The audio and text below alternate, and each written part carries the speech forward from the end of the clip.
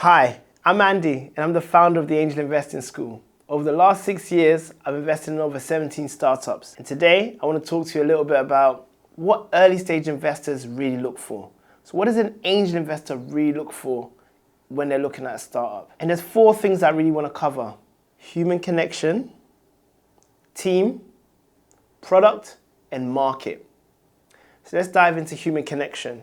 The reason why I mention that upfront and why it's the most important is because it's people backing people. They need to have a connection with you personally to believe in what you're building and to believe in your ability to execute on the ideas that you have in your head, which is easier said than done. So you really want to try and form a personal relationship with this person, because this relationship could last for the next 10 years or however long you run this business for before selling it, getting acquired, or listing on a public market.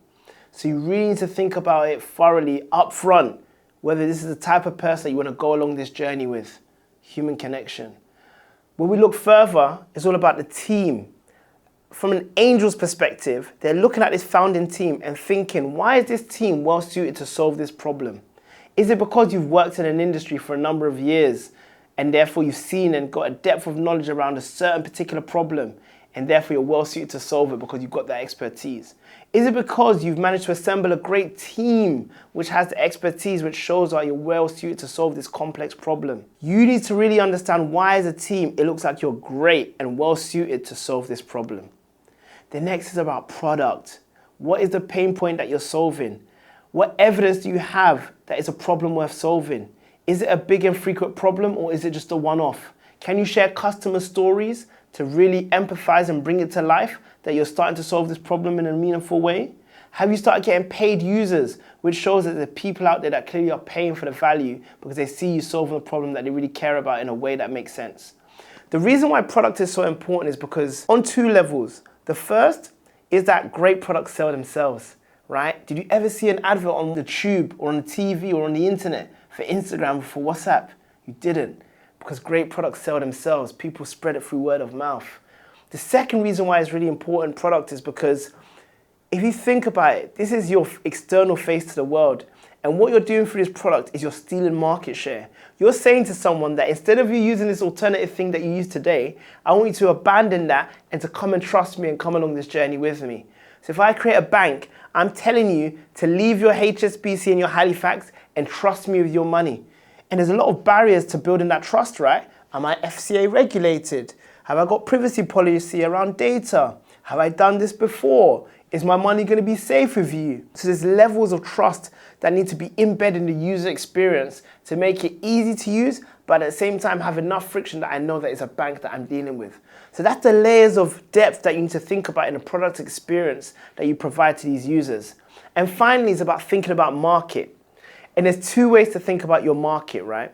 On the one level, it's showing that you've got a big enough market that you're going after. There's enough customers in that market for me to really build a sustainable business, to grow into the millions in the business that I'm building if I become a category winner. If I go down the venture track after, I need to make sure that it's a big enough market where you can build a multi-billion-pound business, because that's the kind of returns that they're looking for, businesses that grow to that size.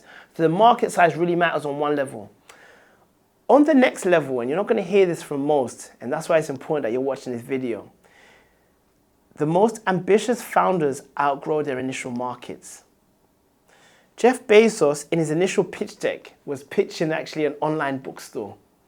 On paper, we had no clue that he was going to grow into the everything store and outgrow just books as a category.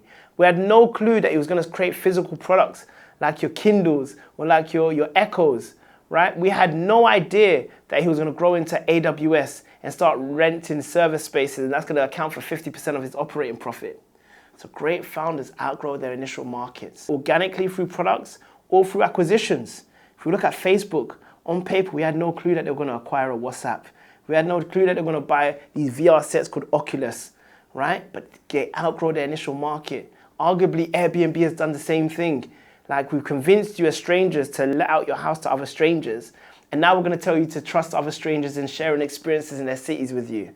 Right? So great founders always outgrow their initial markets. So don't restrict yourself by thinking about where your market is today. And to summarize actually and conclude, great investors are looking to connect with people, understand that this team is well suited to solve the problem, understand the products that you're bringing into the world, and the markets that you're operating in.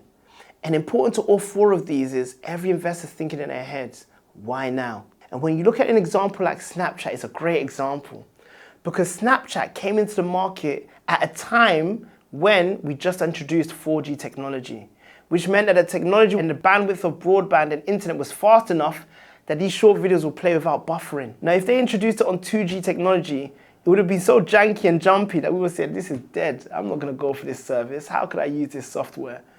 So timing matters so much. So really think in depth as to why now in terms of solving this problem. That's exactly the mindset of an angel investor, and I want you to adopt that mindset as you really reflect what I've shared in this video, what an investor looks for.